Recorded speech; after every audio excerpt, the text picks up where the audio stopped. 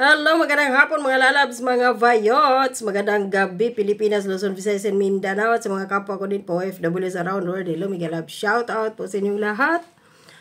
At ito, pag-uusapan po natin mga lalabs, mga vayots ay itong administrasyon ni Bongbong Marcos, lalo na itong tuwad.com dyan na hearing about sa confidential at intelligence fund ni VP Sara. Iniimbestigahan nila. Aba, para patas ang laban, dapat imbestigahan din itong Confidential Intelligence Fund ni Bongbong Marcos na nakakakilabot din ang halaga. Kung ikumpara mo doon sa 125 million na Confidential Intelligence Fund ni VP Sara. At ito pa, yung UP.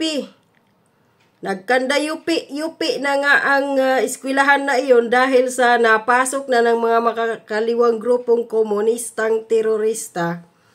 Aba, nagkanda yupi din ang pera doon. 15 billion. Na dapat din, imbestigahan iyon ng tuwad.com dyan sa Kongreso at sa Senado din para patas ang laban. So ayon dito sa GMA News Online, kahapon yata ito kasi hindi ba? So ito, yan. Anong nakasulat dito? Sandali kasi paliwanagin ko ulit.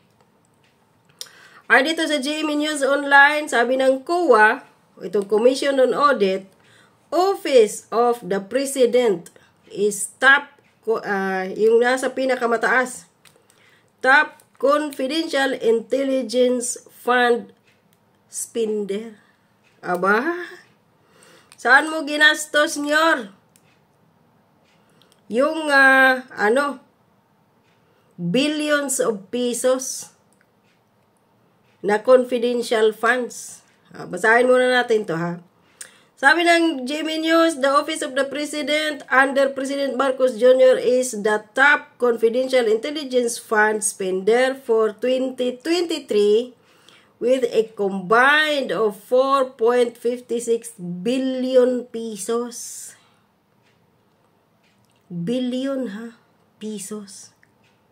Pero tahimik ang mga putang inang mga makakaliwang grupo, ay hindi na tayo magtaka. Yung mga pinklawan, kasi nagsanib puwersa sila ngayon mga kaliwa. Yung dilaw, at saka yung pula, nagsanib puwersa, kaya tahimik sila. The Commission on Audit Annual Financial Report said, the Office of the President remained to post the highest amount of confidential expenses, maintaining the same level as last year, the COA said on Monday. The OP, or Office of the President, spent 2.25 billion. Wow! Saan mo ito ginastos nyor?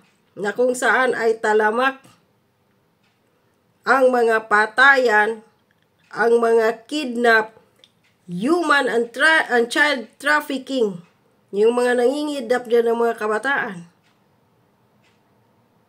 Bakit hindi nare-resolba sa 2.25 billion pesos and 2.31 billion on confidential confidential and intelligent funds in 2023 according to COA.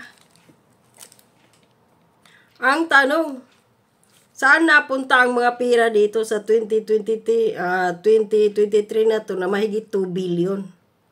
Ito ba yung mga ginagastos ni Bongbong Marcos sa kanyang mga pag-concert, pag-party dyan sa Malacanang? Tandaan nyo 2023, 2 billion mahigit ang kanyang confidential funds. 2024, itong taon na to, magkano ayon dito sa politico.com.ph? Marcos admin allocates 9.2 billion pesos ha, for confidential intelligence funds.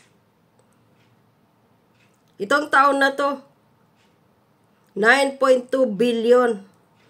Bakit maraming krimen ang nangyari sa Pilipinas na hindi alam ng gobyerno ni Bongbong Marcos? At ito pa yung nakakatawa. Balita din ito ng di maklaro, no? Balita din ito ng Inquirer. So, pataas ng pataas. Ngayong 2025 na darating, ang gusto daw ni BBM, Marcos wants 10.2 billion pesos confidential intelligent funds for 2025. Wow! Nag-spaghetti pataas ang confidential intelligence fund ni Bongbong Marcos. Nawala din naman siyang nagawa. Tandaan ninyo. Kamakailan lang yun, di ba?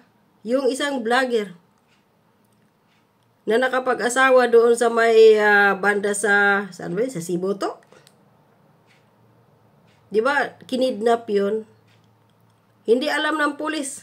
Matagal yun, di ba? Buwan pa nga, mahigit pa nga yata, buwan.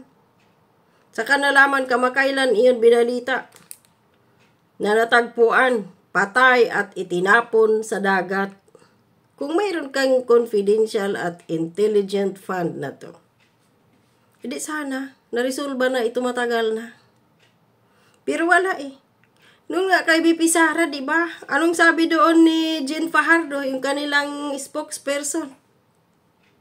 Na na-promote na nagiging general na dahil sa kanyang paghimod puwet kay Romualdez, kay sino pa ito, kay Lisa, kay Bongbong Marcos at kay Marbel, nagiging general. Si Jen Fajardo ng PNP spokesperson. Wala silang nakikita or nalalaman na mayroong banta sa buhay ni BP Sara. Kaya sabi ni BP Sara nakakahiya kayo, may intelligence, may confidential intelligence fund kayo, di ninyo alam. So sabi pa dito, the Department of Budget and Management, DBM, disclosed on Monday that the Office of the President has proposed a total of 10.29 billion confidential intelligence fund for 2025. Para saan mo gamitin ito, Nyor? Para mag-birthday ka ulit doon, doble na naman sa Duran-Duran? Wala kang nagawa. So lahat ba yun nasa bulsa ni Bongbong Marcos? Kaya pala bundat na bundat si Lisa Marcos. Dahil diyan. O ito pa, ayon sa balita ng billionario.com. O ito tayo ngayon. Dito sa UP. Dormant accounts, misstatements. COA uncovers 15 billion pesos in accounting lapses at UP. O ngayon, sino ba nakikinabang dyan? Yung mga scholar ng bayan na nagiging, imbis mag-aral ng mabuti, ayan, na-recruit ng mga makakaliwang grupo, scholar na nga ng bayan, ginastusan ng taong bayan para lumaban sa bayan. Para kalabanin ang bayan. Yun. The Commission on Audit has flagged the University of the Philippines system for accounting errors, omission, and deficiencies amounting to 15.49 billion in 2022. The largest issue identified was 11.43 billion pesos in unreconciled discrepancies between the financial records of the UP system and its funding agencies. So, yung mga pera na ito, mga lalabs, mga bayots, napunta yan baka doon sa mga matataas na mga grupo ng mga makakaliwa at yung mga profesor, mga matataas na katungkulan dyan sa UP. Sila yung kumurap ng mga pera na to. The COA also criticized UP for investing 400 million from its allotments and trust funds instead of utilizing these funds for their intended purposes. Tapos kung makapagsabi kayo kay BP Sara, kayong mga animal, kayong mga putang inin ninyong mga makakaliwang grupong komunistang terorista, mga dilawan at pulahan, mga tanso, Nawal Dasira, Fiona, o ito, si Bongbong Marcos ang tawag ninyo dyan. Dinaig pa ni Bongbong Marcos ang sawa na nakalunok ng baka na buo. So, reprogram and unused trust funds were placed in time deposit while 234 million was allocated to long-term investment placements exceeding 2 years. Auditors noted a lack of transparency regarding the nature and sources of funds placed under investment and the absence of required documentation to monitor funds received by the bank. So, nawala ang pira na to. Ang tanong, kanino ito napunta? So, the 2022, mayroong consolidated annual audit report revealed misstatements in UP's book totaling 146 million. Ito pa, various UP campuses and offices also faced significant account issues. For instance, in UP Diliman, the receivables account of the university hotel and its financial results were not reported. Ay! Corruption sa UP. Were not reported, leading to misstatement of over 11 billion pesos lang naman. So ito pa, dami, grabe. Malulula ka. Pero yung kabuuan yung mga lalabs, mga vayots is 15 billion. Hoy! Mga animal na nasa tuwadkom. Para patas ang laban. At saka dyan si Risa Hontiveros, ha? Ikaw putragis ka. Imbestigahan mo itong Yopi na may 15 billion na nawawala. Pira yan ng taong bayan. Lalo na kayo dyan sa tuwad.com. Di ba sinasabi ni Luestro?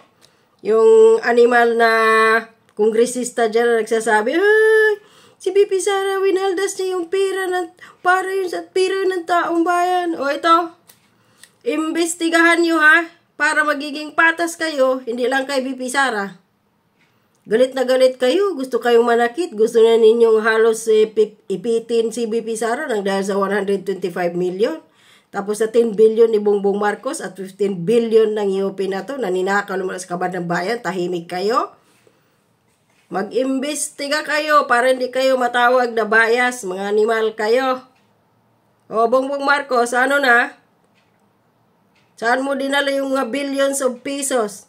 Tapos kung makapag-utos ka sa Kongreso at kay Romualdez patungkol sa confidential funds ni BP Sara na 125 million na ikaw naman, opisina mo ang nag-transfer sa OVP, wala kang ngawa. Tahimik ka. Dahil gusto ninyong si BP Sara, sirain. Gusto ninyong padapain, palubugin sa kumunoy si BP Sara. Yun yung gusto ninyo para kayo. Yung magiging hari at reyna dyan sa Pilipinas, na hindi naman yan sa inyo eh. Pasalamat na nga lang kahit binigyan kayo namin ng pagkakataon na ibuto. Ito pag ginawa ninyo, sinukli ninyo sa amin, mga animal kayo. Sana magkandamatay na kayong lahat, mga animal kayo.